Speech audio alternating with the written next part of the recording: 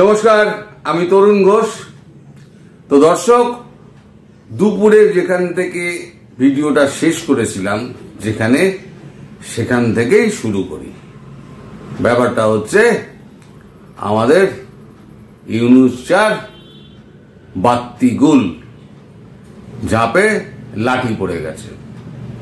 ওই যে চালা ঘরের যে দোকান থাকে, বন্ধ করার সময় দেখবেন বাঁশের লাঠিটা নামিয়ে দেয়, চালাটাকে বন্ধ করে দেয়, তাহলে ঝাঁপে লাঠি। এই যে বৈদেশিক বাণিজ্য হতো, এক্সপোর্ট যা হতো, ভারত তার চাবিকাঠি মেরে দিয়েছে। এই খবর তো আপনারা সবাই এতক্ষণে জেনে গেছেন, ফলে পত্রপত্রিকা দেখিয়ে কোনো লাভ নেই। আর কি হতে পারে, কি হতে চলেছে, আমি সেগুলো শুধু আপনাদেরকে জানাবো। দেখুন, আপনারা বলেন যে আপনি আগে বলে দেন বলে আবার অনেক কিছু সতর্ক হয়ে যায়। এখানে সতর্ক হওয়ার কোনো সুযোগ নেই, কারণ যা হবে পূর্ব নির্ধারিত হয়ে রয়েছে। এখন এই যে ট্রান্সশিপমেন্ট যে ব্যাপারটা ছিল 2020 সালে জুন মাস থেকে এই সুবিধাটা বাংলাদেশকে দেওয়া হয়েছিল। বাংলাদেশের কাছে বড় জাহাজ নেই, ইউরোপ আমেরিকায় পাঠাবে, তাই ছোট ছোট জাহাজে পারাদ্বীপ, তারপরে আমাদের যে এতে রয়েছে বিশাখাপত্তনম, সেখানে এসে সমস্ত মালগুলোকে গুদমে রাখতো। বড় জাহাজ এলে পরে বড় জাহাজে সেই মালগুলো তুলে ইউরোপ আমেরিকা পাঠিয়ে দেওয়া হতো। কিছু কিছু হলদিয়া বিমানবন্দরে নামানো হতো, সেগুলো প্লেনে করে যখন বিদেশে যাওয়ার সেগুলো ফল, সবজি, ডিম, এই যত জিনিস আছে এই জিনিসগুলো পাঠানো হতো। এখন এই স্থলপথ ছাড়া সমুদ্রের পথটা তো বন্ধ হয়ে গেল। কেন বন্ধ হলো?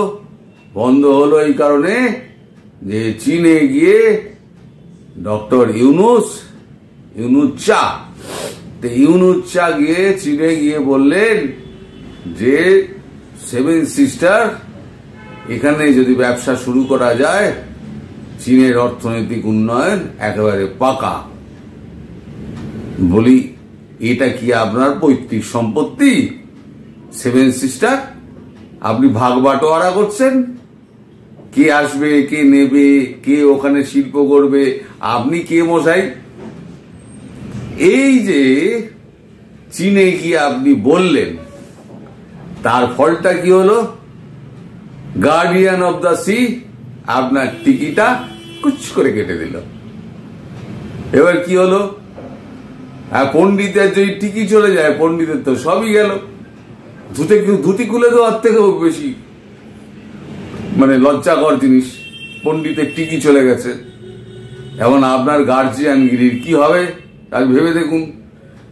আর যে আপনার বাপ চায় না, সে তো এখন ট্যারিফের যে ঝাড় পড়েছে, সে এখন মোদিজিকে এসে স্মরণে পড়ে গেছে যে আপনার সঙ্গে সুসম্পর্ক চাই। এবার আপনি হয়ে গেলেন আমের আটি, খোলসা টোলসা সব ছেড়ে গেল, আমি দুধে মিলে গেছে, আপনি আমের আটি হয়ে ঘোরাঘুরি খান। আপনার তো শিক্ষা হবে না। আপনি দেখলেন পাকিস্তানের কি হাল হয়েছে, বাটি নিয়ে ঘুরে বেড়াচ্ছে। আচ্ছা, শ্রীলঙ্কার কি হাল হলো? শ্রীলঙ্কা এখন ডেকে নিয়ে এখন যৌথ সামরিক মহড়ার জন্য এখন ভারতের সঙ্গে চুক্তি করে ফেলেছে। মালদ্বীপের বিদ্রোহী আমাদের যে প্রেসিডেন্ট রয়েছে মোহাম্মদ মইজু, তা সে খুব ভারতের বিরুদ্ধে খুব বিষোদ্গার করেছিল, ইন্ডিয়া আউট। সেখান থেকেই তো আপনাদের ওই লোকজন সব যারা তাতায় ফ্রান্স আর আমেরিকা থেকে তারা যে ইন্ডিয়া আউট ক্যাম্পেইন চালু করেছিল, যেটা আলটিমেটলি এসে বৈষম্য বিরোধীরা দাঁড়ালো। তো ইন্ডিয়া আউট করে মালদ্বীপের প্রেসিডেন্টের মইজুর কি অবস্থা হয়েছিল, শেষে এসে নাকে খত দিয়ে মোদিজিকে বাপ ডাকতে হলো।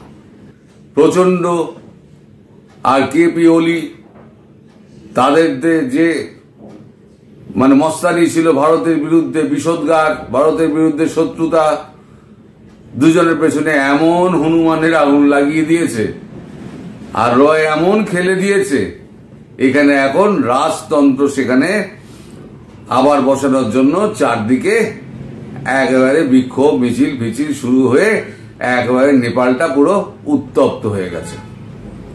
এদের দেখে তো আপনার শিক্ষা হবে না। মায়ানমারের কি অবস্থা হলো, এই যে জুনটা সরকার বা জান্তা যাই বলুন না কেন, উচ্চারণে কি হবে আমি জানি না, আমি তো জুনটাই বলি।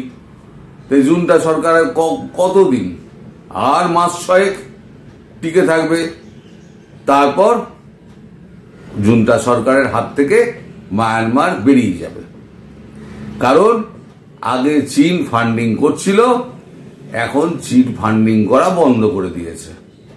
এক হচ্ছে চীনের অর্থনৈতিক সংকট, আর দুই হচ্ছে চীন এখন বুঝে গেছে যে আরাকান আর্মির সঙ্গে হাত না মেলালে পরে কোনোভাবেই তার সম্পদ রক্ষা করা যাবে না। ফলে ভারতের বুদ্ধি মেনে ভারত যেমন আরাকান আর্মির সমস্ত রিবেল সদস্য যারা আছে তারা এসে যখন দিল্লিতে যেমন মিটিং করছে, তেমন এবার চীন ও আরাকান আর্মির সঙ্গে বসে পড়ছে। তাহলে হলো ব্যাপারটা দাঁড়ালো কি? ব্যাপারটা এটা দাঁড়ালো যে আপনার হাত থেকে চীন চলে গেল, তুর্কি তো নাকে কাঠি দিয়ে হাসবে না, ভারত সমস্ত রাস্তাগুলো আপনার বন্ধ করে দিল। এইবার রইল স্থলপথ। স্থলপথে শুধু দুটো জায়গা খুলে রেখেছে, নেপাল আর ভুটান। এই দুটো জায়গায় আপনারা যেটুকু বস্ত্রশিল্প বেঁচে আছে সেই বস্ত্রশিল্পটুকু আপনারা ওই নেপাল ভুটান ছাড়া অন্য কোথাও আপনি বেচতে পারবেন না। তাহলে পরে আপনাকে বড় জাহাজ ভাড়া করতে হবে, জাহাজ ভাড়া করে সেই জাহাজে করে আপনাকে ইউরোপ আমেরিকায় পাঠাতে হবে।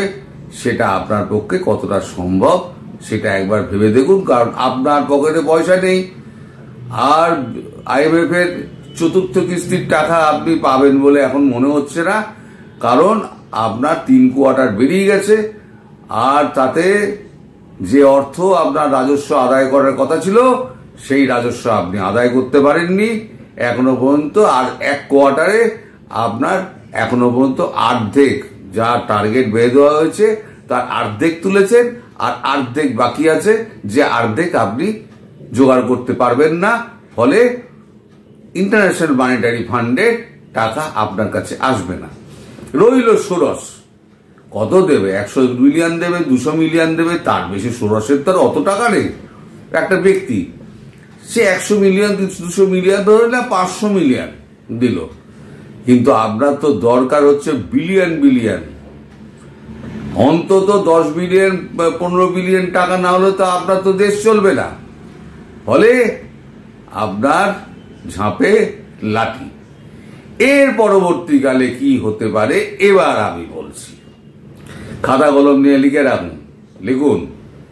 এরপরে যেটা হবে, গরম যত বাড়বে, যত গরম বাড়বে, বিদ্যুতের বিল আপনি দিতে পারবেন না, আদানি বিদ্যুৎ কাটতে শুরু করবে। এখন কত মেগাওয়াট দিচ্ছে আমি জানি না, যাই হোক সেটা আবার কাটাকাটি শুরু করতে করতে আবার 500 মেগাওয়াট কি 600 মেগাওয়াটে নিয়ে আসবে। তারপর টাকা মেটাতে 100 না পারলে গ্রিড বন্ধ করে দেবে। আমাদের ভারতবর্ষের ন্যাশনাল গ্রিড দেওয়া আছে, ন্যাশনাল গ্রিডে সে পাওয়ারটাকে ট্রান্সফার করে দেবে। তাহলে আপনার যেটুকু কলকারখানা ছিল সেটুকুও গেল। এইবারে যে স্থলপথ যেটা আছে, আপনি একবার স্থলপথ দিয়ে একবার কথা বলুন যে স্থলবন্দর আমাদের, একবার বলুন, তখন দেখবেন এই নেপাল ভুটান যে দুটো খোলা আছে, মায়ানমারের অ্যাক্সেস কিন্তু আপনার নেই। মায়ানমারের অ্যাক্সেস দেয়নি, দিয়ে শুধু দিয়েছে নেপাল আর ভুটান। এইটুকু ছোট ছোট রসগোল্লার মতো দুটো রাষ্ট্র, কত বেচবেন? এবার কি হবে, যখন আপনি ফল সবজি যত এই সমস্ত জিনিসপত্র পাঠাবেন না, পচনশীল বা মাছ ফাছ যা পাঠাবেন আপনি, দেখবেন ট্রাক ডিলে হচ্ছে, মাল যাতে ওখানে বসে যায়, যাতে আপনি লসটা আপনার ঘাড়ে পড়ে। কারণ সে তো দেবে না, পচা মাল দিলে সে তো উল্টো পার্টি তো সে তো নেবে না।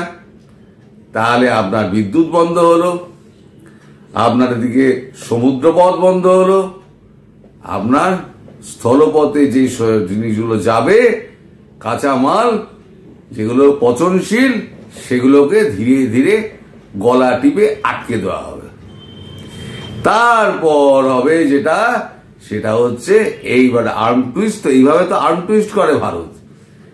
এইবার যেটা হবে, এই যে আপনার খাদ্য সামগ্রী যাচ্ছে না, লিখে রেখে দিন একটা একটা করে, এই যে খাদ্য সামগ্রী দেখবেন ধীরে ধীরে ধীরে ধীরে কাট করছে, কাট টু সাইজ হবে, আস্তে আস্তে আস্তে আস্তে কমাবে। আপনার দেশের লোক যখন পেটে হাত পড়ে যাবে তখন আপনাকে ওই যমুনা ভবন থেকে টেনে বার করে আপনার কাচ্চা ফাচ্চাগুলো খুলবে। আত্মা থেকে যদি বাঁচতে চান তাহলে আব্বা হুজুর বলে সোজা ড্রাইভ দিন। মোদিজির পায়ে আব্বা হুজুর বলে সোজা ড্রাইভ দিন, যে ঠিক আছে আমি ওয়াকারুজ্জামানকে নিয়ে আপনার কাছে আসছি, আমরা ভেতরের সমস্যা ভেতরে মিটিয়ে নিচ্ছি, ওয়াকারুজ্জামানকে দিয়ে আমি সমস্ত কিছু এখানে ঠান্ডা করে দিচ্ছি, শেখ হাসিনাকে ফিরিয়ে দিন, শান্তিতে সব হয়ে যাবে। ভারত অশান্তি চায় না, একটা গাজা ফাজা হোক ভারত চায় না। তাহলে শান্তি মতো যদি করতে হয় ইউনুচ্চা আপনাকে এই পথটাই বাঁচতে হবে। আপনার সামনে কিন্তু বিকল্প কোনো পথ নেই, বিকল্প একটাই পথ, যে পথটা মইজু ধরেছে, যে পথটা শ্রীলঙ্কা ধরেছে, যে পথটা নেপালের রাজা ধরছে, সবাই যে পথটা ধরছে আব্বা হুজুর বলে পায়ে ড্রাইভ দিয়ে দিন, তাহলে বেঁচে যাবে। না হলে পরে আপনার ল্যাঙ্গটটুকুও কিন্তু থাকবে না। সবে তো ঝাঁপে লাঠি পড়েছে, এবার বুঝতে পারছেন গার্জিয়ান অফ দ্য সির মানে কি বুঝিয়ে দিয়েছে তো ভারত। এই গার্জিয়ান অফ দ্য সি আর একবার বলে দেখবেন, তাহলে পরে দেখবেন, এবার বলবেন তো যে guardian of the sky air route বলে দেখুন একবার, আপনার আর একটা টিকিট টাক করে কেটে দেবে।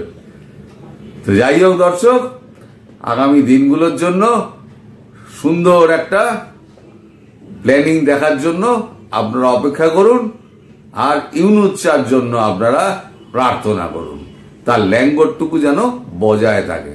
সবাই ভালো থাকবেন, সুস্থ থাকবেন, সাবধানে থাকবেন। নমস্কার।